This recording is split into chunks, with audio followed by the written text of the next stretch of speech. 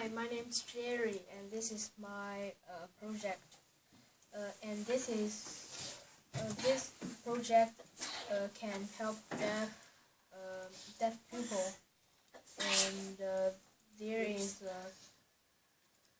the sensor. Yeah. the sensor and the motor. Yep. What do they do? What does the sensor do? This project's name is door alarm. Yeah.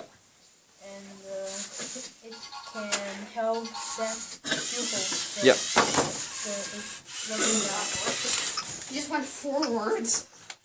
Battle Okay. what? Okay. Can you try running it? I'll move out of the way.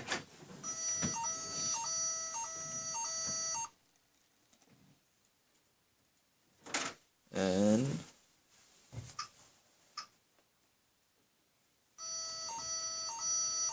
okay, so what is your robot doing? It's turn.